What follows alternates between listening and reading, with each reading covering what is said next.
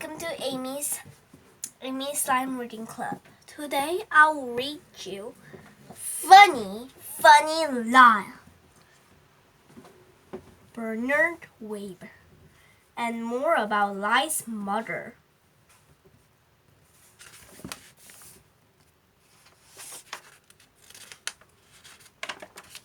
Swish, swash, splash, swoosh. Strange sounds come from the house on East 88th Street. Can it be Lyle, little crocodile, enjoying his bath? Actually, not. Not this time. This time is Lyle's mother, and having a good bath at that. Soaking in a tube of sunsy rainbow bubbles is by far her greatest pleasure.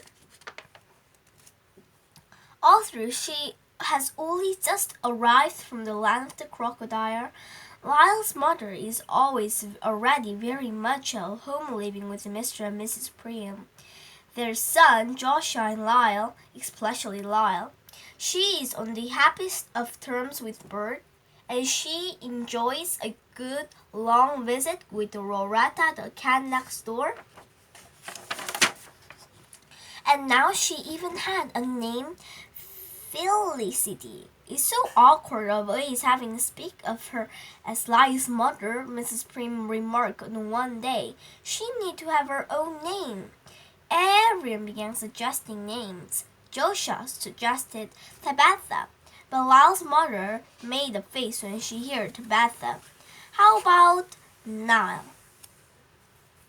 Said Mr. Prim. Nile, said Mrs. Prim. As in Nile the crocodile, said Mr. Prim. Lyle's mother made another face, a really scornful face this time. How about Felicity, said Mrs. Prim. It means happiness, and certainly she has brought only happiness to this house. Lyle's mother smiled, a big smile. She even did a handstand to show her approval. She likes it, everyone cried out at once. Then Felicity it must be, said Mr. Prim. And so from that, Lyle's mother was called Felicity, a name of her own choosing. But to Lyle she could only be mother, the very sound of a word filled with joy. Lyle was so proud of his mother. He was proud of her beauty and her enormous talent for making everyone smile and feed Mary whatever she wanted. Lyle especially liked the horse he spent alone with his mother when Mr. and Mrs. Prim were always at work, and Joshua at school, just the two of them doing chores. Lyle always washed the breakfast dishes. He rubbed and scrubbed, and he dipped and he splashed. Felicity cared of the plants and arranged fresh guest towels. She always flavored one with bright, colorful flower prints. For together they waited for Joshua to return from school, so they all could play until dark.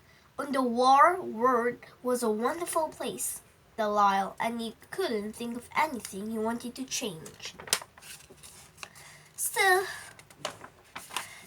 change were taking place. For one thing, several new locks were necessary now to safeguard the house, and a sign in the window read, "Beware of crocodiles." "You can't be too careful," Mr. Prim said, shaking his head sadly. Lyle wondered what he would do. If a robber broke into the house, he practiced making mean, furious faces. He growled and he scowled and he snarled and he hissed and he scared himself half to death. But there was another, more happy changes. "Felicity, Lyle, I have something very most important to tell both of you," said Mrs. Prim. One day, everyone sat down. Mrs. Prim smoothed her skirt as she gathered her thoughts. "Well," she began last, What do you suppose will be happening around here?" Lyle stared at Mrs. Prim and could not suppose whatever it was he was supposed to be supposing. Mrs. Prim began again. I mean, we will. Actually, all of us, dears, we are going to have a robbery," thought Lyle, his eyes winding. "A baby," said Mrs. Prim. Aren't we surprised? They shook their heads, and were indeed surprised, very surprised. Isn't it wonderful? Mrs. Prim exclaimed, throwing her arms around Lyle and his mother, and rocking back and forth with them. Oh, Felicity and Lyle, she cried, I know you both will be so much help when the baby arrives. Lyle was surprised alright. For the next several days, all he could think about was the baby. He tried picturing the Prim baby and himself taking care of it. He would walk the baby proudly, and he would feed the baby too, and babysit. See you later, Lyle. Good night, Lyle. We won't be late. And he would comfort the baby if he cried. This is what he could do if the baby cried. He could cradle the baby in his arms and gently rock it and coo it and make silly faces, silly crocodile faces, until the baby would just laugh and be happy again. Lyle smiled just thinking about it, and now could hardly wait for the baby to be born. Months went by. A preparation for the baby arrival moved cheerily along. Everyone helped paint the nursery because he was tallest. Lyle did the sewing. And there was a shopping to do. One day, Mrs. Prim, Felicity, Lyle, and went to a big store to buy clothes for the baby. Felicity, who had never had been to, to a store, was immediately drawn by the perfumes. Poof, poof, she joyfully sprayed herself. Poof, poof, she went eagerly from bottle to bottle. Mrs. Prim and Lyle could hardly coax her away. Finally, they did coax her when they were about to leave the store, when suddenly, everyone was surprised to hear angry voice scream out, Stop, stop, thief! That's so suddenly they were even more surprised to see two men race up to Felicity and rip along her shopping bag. Or out tumbled after a bottle of perfume and collagen. Madam, shouted one of the men, this is stolen property. You're under arrest. Oh, Felicity, cried Mrs. Prim. Felicity could not understand what was happening. She thought the man rude and needful of lessening his good manners. She began swatting at them with her purse. Thereupon the man leaped on Felicity, Lyle rushes to her rescue, and everyone hustled and tangled all over the floor.